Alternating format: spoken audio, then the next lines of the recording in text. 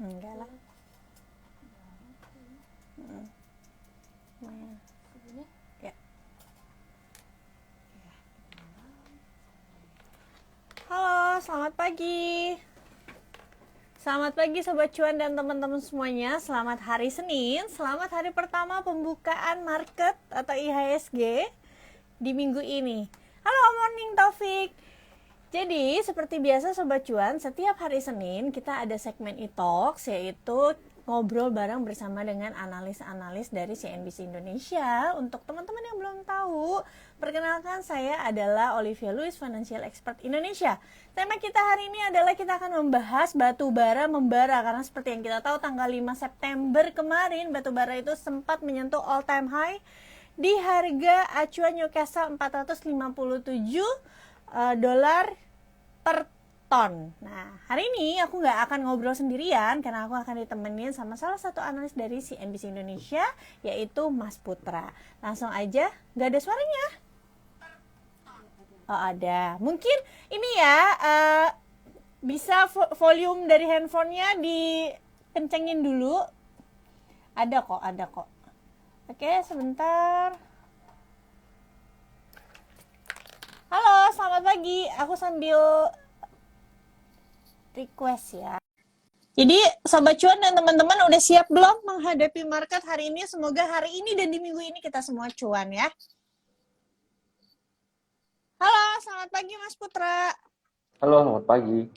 Apa kabar nih Mas Putra? Udah lama nih kayak nggak nemenin kita nih di segmen e-talks. Baru 2-3 minggu. Oke, Mas Putra, sesuai dengan tema kali ini adalah kita mau membahas tentang batu bara yang membara, karena seperti yang kita tahu nih tanggal 5 September kemarin harga batu bara Newcastle itu untuk kontrak Oktober naik ke 457 US dollar per ton. Ya, jadi kira-kira nih sebenarnya apa sih yang memicu harga batu bara terus mengalami kenaikan hingga all time high? Karena banyak yang ragu tadinya batu bara tuh bisa bertahan gitu di atas 400-an, tapi ternyata malah sentuh all time high. Halo, ya. Putus. Nggak ada suaranya ya? Iya. Putus nih. Oh, putus-putus. Oke. Jadi kira-kira nih, apa sih yang sebenarnya menyebabkan akhirnya batu bara kembali all time high? Kalau kita lihat chartnya itu sangat-sangat uptrend ya untuk Newcastle sendiri gitu di tanggal 5 September sentuh 450 dolar per ton. Ya, untuk batu bara memang banyak faktor yang mendukung ya. Pertama itu kan yang terutama ini mendekati winter kan, permintaan batu bara naik ya, terutama di Eropa kan. Musim dingin mereka ya permintaan batu bara naik, permintaan energi naik. Tapi masalahnya kan ini Rusia kan embargo gas ya ke Eropa ya, dengan Nord Stream itu kan di stop ya. Ya kelabakan lah lu cari sumber energi ya terpaksa balik ke batu bara, padahal biasanya kan sosokan hijau kan. Jadi ya akhirnya hitam juga balik. Ya akhirnya nyari batu bara permintaannya naik ya, harganya naik ya. Tentu saja seperti itu. Terus ada faktor-faktor tambahan lain kayak gangguan produksi, jadi produksi batu bara, gangguan produksi. Kita tahu supply-nya berkurang ya harganya naik. Lalu di Cina juga ada kekeringan kan mereka ada banyak gunain hidro PLTA ya, tenaga air ya. Kalau kekeringan ya artinya apa namanya, outputnya PLTA-nya turun, output PLTA turun ya terpaksa yang dari batu bara dinaikin outputnya, permintaan naik. Jadi ya banyak faktor yang memang lagi momennya batu bara bersinar. Dan gak lupa juga krisis COVID kan belum usai ya, krisis COVID yang buat rantai pasukan berantakan ya masih menjadi sentimen utama supply juga chain global ya. Iya, dari komoditi super cycle. Jadi ya walaupun nantinya ini itu membaik ya, kita tahu di Ukraina sama Rusia kan juga ada krisis lah katakannya, ada konflik gitu ya. Jadi bilang ini kan juga mengganggu supply chain ya, menjadi sentimen untuk batu bara juga. Kalau misalnya krisisnya berkepanjangan ya bisa jadi harga batu bara tahan panjang. Ini COVID juga belum ada titik temu kan, masih lanjut gitu. Gue masih pakai masker. masih wajib masker kalau di Indonesia kan ya, artinya masih belum pulih total. Ya masih mengganggu ini itu ya, masih pasti naiklah batu bara itu, masih bakal hijau. Oke. Jadi kalau misalnya mungkin untuk teman-teman dan Sobat Cuan yang belum update ya, di China sendiri saat ini sedang dihantam musim panas gitu ya, yang sehingga menyebabkan kekeringan di beberapa wilayah, terutama di Sichuan. Jadi di daerah Sichuan itu banyak sekali pabrik-pabrik untuk membuat mobil ya, seperti misalnya Toyota, merek Jepang juga buatnya di sana, Volkswagen yang merek Jerman juga buat di sana. Jadi banyak akhirnya karena faktor kekeringan ini menyebabkan hidrogen atau PLTA di daerah tersebut produksinya itu menurun, sehingga banyak pabrik-pabrik yang turun nih. Akhirnya kemarin Presiden dari China sendiri di Beijing mengatakan bahwa kalau bisa nih segera mempercepat pembangunan pembangkit tenaga listrik baik dari batu bara dan juga nuklir. Nah, fun fact-nya adalah kalau misalnya pembangkit tenaga listrik dibangun di China, nuklir dibangun di China, itu butuh waktunya itu sangat lama ya, karena minimum membangun pembangkit tenaga nuklir itu butuh waktu sekitar 10 tahun. Sedangkan kalau pembangkit tenaga batu bara itu hanya butuh 18 bulan saja. Jadi Cina nih yang tadinya beberapa tahun lalu bahkan 2020 sangat vokal gitu ya untuk mengurangi funding ke energi-energi yang non ESG termasuk batu bara, dan katanya mau mempercepat penutupan pembangkit tenaga listrik dari batu bara, ternyata sekarang akhirnya menggenjot lagi gitu ya, justru membangun kembali pembangkit tenaga listrik batu bara dikarenakan memang cuaca yang sangat ekstrim di sana. Jadi mungkin ada analis yang berkata bahwa sebenarnya kalau pembangkit tenaga listrik itu harus juga melihat faktor dari cuaca sendiri yang bisa muncul sangat ekstrim sekitar 10-15 tahun ke depan. Nah, kalau misalnya ngelihat dari Australia sendiri nih, Put, kita kalau lihat Australia ya di wilayah bagian barat timur gitu, atau Queensland, New South Wales, di sana juga kan sedang La Nina nih. Dan kemarin juga baru keluar berita bahwa La Ninanya nih akan semakin panjang gitu. Kira-kira masih bisa sampai ke akhir tahun, dan tentunya banyak tambang-tambang batu bara di daerah sana. Kira-kira nih bisa kasih efek yang positif nggak sih untuk batu bara kita gitu? Ya, tentu saja bisa ya. Seperti yang gue bilang, ini batu bara ya, selain dari permintaan, pasokannya juga bermasalah ya, produksinya bermasalah. Salah satunya memang La Nina di Australia ini ya. Iya, banjirnya Tahu parah ya misalnya, di sana. iya banjirnya parah. Dan di beberapa bagian juga nggak cuma Australia, perusahaan-perusahaan batu bara juga memang produksi biasanya sedang bermasalah di bulan-bulan kuartal ketiga ini. Nah, jadi memang kalau misalnya mau ngomong pasukannya udah kurang, permintaannya banyak, ya harganya pasti terbang gitu. Jadi nggak kemana-mana lah harga batu bara itu. Masih ada potensi untuk naik. At least sideways dulu nih, masih ada potensi untuk naik di kuartal keempat gitu. Jadi kalau Mas Putra sendiri melihat sampai akhir tahun, kira-kira batu bara masih akan bertahan di atas 400 US dollar? Masih akan bertahan tinggi, kemungkinan masih akan di atas 300, tapi level 400 itu possible, bahkan bisa noel level 500 ya secara teknikal, misalnya bertahan di 440 atau 445 itu bisa, kalau bertahan dari level itu bisa menyentuh level 500, level selanjutnya, support resistance selanjutnya seperti itu. Jadi mungkin kalau misalnya kita juga melihat dari situasi geopolitik, supply chain, dan juga shortage dari supply itu sendiri mungkin masih bisa akan bertahan. Kira-kira nih Mas Putra, apa sih yang bisa menyebabkan ternyata nanti tiba-tiba misalnya harga coal berbalik arah? Kira-kira faktor-faktor resiko apa aja nih yang bisa membuat harga coal justru nantinya misalnya malah turun gitu, bukan tambah naik? Mungkin kalau di Q4 nanti mungkin belum ya, kemungkinan besar nanti di tahun depan di Q1 atau Q2-nya baru mungkin akan mulai turun. Misalnya contohnya yang paling mudah ya, misalnya konfliknya sudah selesai, ya sentimen negatif konflik Rusia-Ukraina sudah selesai. Ya berarti kan nanti kan Rusia udah bisa ngirim gas lagi seperti itu, udah nggak ribut sama Barat lagi ya, udah ngirim gas lagi ke Eropa. Itu salah satu sentimen negatif sih sebenarnya untuk batu bara, salah satunya itu ya. Kita seperti yang masih dipantau itu, ini gimana sih konfliknya, terakhir katanya mau damai, tapi ya namanya orang perang kan HP doang kan, ada kalau damai sampai truknya ditarik ya belum damai namanya. Betul. Oke, jadi yang perlu digarisbawahi, faktor risiko yang bisa menyebabkan harga acuan batu bara turun adalah faktor geopolitik itu sendiri, karena itu nanti akan merembet ya ke harga gas dan akan mempengaruhi harga-harga dari komoditas lainnya. Oke, Jadi itu tadi kalau secara makronya nih, Mas Putra, kalau misalnya lantas ke saham-sahamnya seperti apa sih? Apakah sebenarnya saham-sahamnya ini disclaimer on ya, masih potensial apabila kita baru masuk karena harga acuannya yang all time high terus. Ya pastinya harus balik lagi ya ke persahamnya masing-masing ya. Jadi nggak bisa dipukul rata, ada yang memang benar kenceng, harganya valuasi wajar, ada yang masih di bawah, ada yang memang masih wajar valuasinya, ya balik lagi ke sahamnya masing-masing. Tapi ya memang jadi harga tingginya harga batu bara ya sentimen positif pastinya buat perusahaan-perusahaan batu bara, apalagi yang banyak-banyak ekspor keluar ya.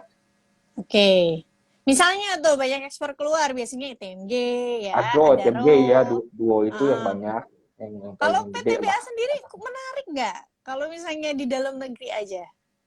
Ya sebenarnya PTBA karena apa sebenarnya kurang menarik dibandingkan dengan ITMG sama Adro ya, tapi terakhir kan katanya ada Adaro. BLU tapi kan Iya. apa infonya jalan Agustus tapi sampai bulan ini masih belum ada Iya. update Hanya terbaru ya. wacana-wacana saja Jadi ya. ya namanya program pemerintah kalau agak macet-macet ya dimaklumi, agak telat-telat ya ditunggu lagi update-nya ini BLU-nya gimana BLU. Jadi BLU itu kan nanti akan menyampaikan harga jual ke dalam negeri dengan harga di cost apa harga luar negeri lah. Jadi kalaupun nggak beda jauh, kalau sekarang bedanya jauh banget seperti itu. Harga ke setor PLN sama harga di luar negeri harganya beda jauh banget. Jadi ya ada margin keuntungan yang hilang seperti itu. Ya. Jadi kedepannya nggak ada BLU ini katanya mau disamain walaupun beda ya beda-beda beti dong, ada tipis. Tapi ya update-nya harus ditunggu lagi karena terakhir belum ada gitu ya. Tunggulah ini kira-kira gimana. Ya, oke. Mungkin tadi kalau misalnya yang tadi kita sebut adalah fokus utama adalah ke saham-saham batubara yang memang banyak ekspor gitu ya, Adaro dan ITMG, karena mungkin dilihat juga harga acuan akan terkonsolidasi dulu ke depannya. Jadi saham-sahamnya juga ada kemungkinan akan berpotensi terkonsolidasi dulu. Nah, untuk Sobat Cuan yang misalnya melihat saham-saham dari batubara sendiri, mungkin kita tidak bisa harapin beggar-beggar seperti tahun kemarin ya, keuntungannya ya. Tapi kalau misalnya dipakai untuk trading, selama momentum investing karena harga acuan yang masih tinggi itu masih bisa, tapi harus tetap disiplin batasi stop loss-nya. Untuk Adaro sendiri mungkin Sobat Cuan bisa perhatikan area-area 3.500 sampai 3.600, disclaimer on ya. Lalu untuk ITMG bisa perhatikan karena bergeraknya masih di dalam trendline channelnya ya, uptrend, bisa perhatikan di area 39.000 hingga 36.000. Disclaimer on. Oke, itu dua tadi. Tapi kalau misalnya nih, sekarang yang lagi rame nih, ada karena biasanya kalau lagi faktor makroekonominya lagi mendukung, biasanya suka ada aja nih yang IPO gitu ya. Karena biasanya jadi lebih menarik gitu. Salah satunya adalah Black Diamond Resources. Nih, yang baru saja IPO dan ternyata 3 hari ARA 35%. Disclaimer on. Kalau misalnya Mas Putra sendiri melihatnya seperti apa sih? Apakah kenaikan harga saham ini karena memang momentum IPO-nya itu pas gitu ya, dikarenakan harga batu bara yang sedang tinggi atau seperti apa? Ya kalau IPO memang sejujurnya emang faktornya dua ya. Satu ya memang dari permintaan ya. Ini kan momennya tepat sebenarnya batu bara lagi all time high-nya perusahaan listing. Tapi di sisi lain kan memang ya kita tahu lah sama-sama kalau misalnya IPO itu kan pastinya ada yang menguasai barang mayoritas jadi nggak seperti kita, jadi yang mayoritas ini yang bisa gerakin harga gitu. Jadi memang ada dua faktor seperti itu. Ya. Jadi memang resikonya juga cukup tinggi, bahkan sangat tinggi apabila Sobat Cuan tuh baru masuk di sekarang gitu. Apalagi biasanya saham-saham IPO itu kita belum bisa lihat teknikalnya ya. Jadi kita belum bisa lihat base-nya, belum bisa lihat support-nya. Jadi selalu gue bilangin ya kalau saham-saham IPO lu ngantri di ARA itu, lu cari mati sebenarnya karena ya lu pakai sekuritas retail antrian pasti telat nggak mungkin dapat barang. Sekali dapat barang artinya ada orang jualan itu aja. Ada orang jualan saham lo. Jadi ya kalau lu antri di ARA ya cari mati sebenarnya, kecuali lu punya sekuritas cepet ya bisa langsung dapat barang gitu. Ya. Oke, jadi garis bawahi kalau kita beli bisa dapat barang itu berarti ada orang yang jualan. Nah, yang jualannya ini siapa? Karena akan sakit banget nih Sobat Cuan kalau Sobat Cuan baru beli di ARA, ARA-nya 35%, sekalinya ARB berarti minusnya bisa sampai 40%. Iya. Jadi lebih, ya, hati-hati ya supaya tidak FOMO. Oke, Kalau yang ini nih, sekarang yang lagi rame mungkin adalah saham bumi terkait dengan private placement-nya. Menurut Mas Putra sendiri seperti apa? Karena banyak sekali pertanyaan yang kira-kira nih private placement itu kan beda dengan right issue ya. Kalau right issue itu pemegang saham lama bisa menembus, termasuk juga pemegang saham publik gitu. Tapi kalau private placement ini kan tidak ya, hanya pihak tertentu yang jadi investor strategis gitu. Nah, kira-kira sebenarnya gimana ini dengan bumi? Apakah private placement ini justru merugikan investor publik atau seperti apa? Kalau misalnya dilihat sekarang ya, susunannya itu investor publik itu sekitar 70% ya, sahamnya free float-nya itu. Tapi kalau kita baca dari laporan yang dikeluarkan oleh bumi dengan perencanaan private placement ini, justru nanti akan terjadi perubahan komposisi kepemilikan gitu. Di mana nantinya investor strategis yang melakukan private placement justru nanti akan menjadi pemegang saham pengendali sebesar 58% dan akhirnya publik terdilusi. Ya sebenarnya ya tentu saya sekali lagi ini dua sisi mata uang ya. Di satu sisi kan dengan masuknya investor baru ini kan nantinya utang bumi akan turun ya, turun fantastis ya. Jadi nggak separah sekarang, angkanya kan ekuitasnya minus ya. Nah itu di satu sisi ya pasti lu terdilusi. Dan si investor ini kan ngambilnya kan di 120-an, pokoknya di bawah harga market saat ini lah, sekarang kan 200-an ya. Jadi ya di satu sisi memang kalau misalnya lu nggak mau terdilusi kan lu terpaksa nambah barang, tapi ya lu nambah barangnya di atas harga private placement. Iya, harga jadi, private placement Rp120 ya. 120, iya, jauh di atas harga saat ini. Kalau mau nambah ya lebih mahal lu yang nambah gitu ya. Tapi sekali lagi ya ini kan investor gede, dia berani beli sampai berani injek sampai 50% lebih total saat ini seperti itu. Jadi ya ada keuntungannya, ada kerugiannya bagi investor retail seperti itu. Ini dengan naiknya ada pengendali yang ada entitas besar yang memegang pengendali. Sekarang kan entitas besar yang memegang pengendali kurang jelas ya untuk di bumi ya. Ada Cengdong, ada dari Bakri, ada macam-macam, dan dari 70% itu kan juga banyak yang megang 4-3 gitu. Jadi ya nggak gitu kelihatan retailnya berapa di dalam, walaupun terlihatnya 70% publik, padahal nggak semuanya di dalam itu ada publik gitu, tapi di dalamnya ada ada macam lagi banyak di dalam, lagi main-main bumi juga rumornya seperti itu. Jadi ya emang ada dua sisi mata uang ya. Gitu. Oke. Nah, mungkin pertanyaan terakhir ya, karena sebentar lagi akan buka jam bursa kita. Pertanyaan terakhir nih, kalau sekarang naik harga batu bara ya, kita sudah hampir 2 tahun belakangan ini ya, harga batu bara gitu terus mengalami kenaikan dan ternyata bertahan di harga atas nih. Kira-kira sektor atau industri apa sih yang kurang diuntungkan akibat dari harga batu bara yang tinggi ini, Mas Putra?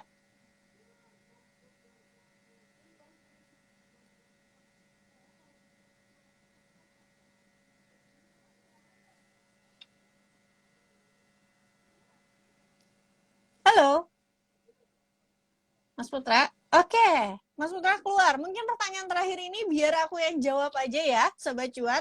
Pertanyaan terakhir ini adalah sektor industri yang kurang diuntungkan apabila harga dari batubara tetap bertahan di atas, yaitu adalah semen. Jadi kalau misalnya Sobat Cuan perhatikan harga-harga saham dari perusahaan-perusahaan semen itu memang tren lainnya menurun ya sejak year to date ini, dikarenakan memang bahan baku dari semen sendiri itu adalah menggunakan batu bara. Memang ada DMO, tapi tidak semua perusahaan batu bara itu mendapatkan jatah DMO nih, Sobat Cuan gitu ya. Bahkan ada yang tidak 100% mendapatkan DMO. Oke, gitu.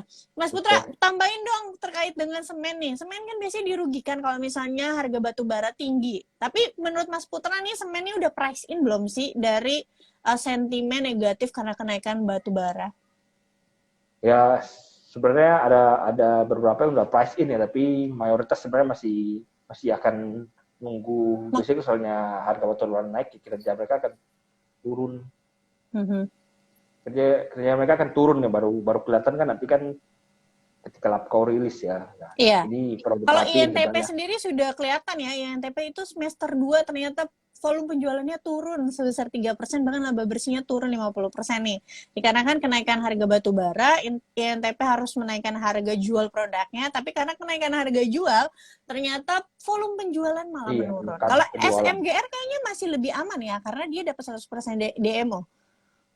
Iya, jadi misalnya dapatnya DMO biasanya harga produksinya jadi di bawah. Seperti yang gue bilang ya, DMO biasanya Mm-mm. di bawah harga internasional. Jadi kalaupun naik ya sebenarnya masih wajar-wajar saja, nggak gila-gila naik Hmm. gitu. Oke. Oke, sekian dulu untuk pembahasan kita hari ini. Tadi ada yang tanya nih di atas ya, dari Joilme, tiap jam berapa ya live seperti ini? Jadi cuap-cuan punya regular ya untuk jadwal dari live Instagram setiap hari Jumat jam 4 sore. Biasanya kita bahas terkait market dan juga saham. Sobat Cuan bisa tanya-tanya di sana. Segmennya adalah Cuan curhat bareng Sobat Cuan. Kalau live Instagram bersama tim CNBC, analis CNBC Indonesia itu setiap hari Senin dengan segmen It Talks. Kita bahas makroekonomi dan juga hubungannya dengan saham-saham yang ada di bursa. Jadi Sobat Cuan bisa pantengin terus setiap hari Senin jam 8.30 pagi dan juga setiap Jumat sore jam 4 sore. Lalu dengerin terus. Oh ya Sobat Cuan, aku mau pamit undur diri karena sebentar lagi jam buka market. Terima kasih Mas Putra selaku analis Terima dari kasih. CNBC Indonesia. Aku mau ngingetin dengerin terus podcast Cuap Cuan di Spotify, Apple Podcast, Google Podcast, and Anchor. Jangan lupa untuk follow Instagram CNBC Indonesia dan cuap_cuan ya. Dan kalau misalnya Sobat Cuan belum tahu, kita punya juga channel YouTube yaitu Cuap Cuan. Follow atau subscribe, kemudian like, comment, dan share ya. Salam cuan, saya Olivia Louis, Financial Expert Indonesia, dan juga Mas Putra selaku analis dari CNBC Indonesia. Pamit undur diri. Bye.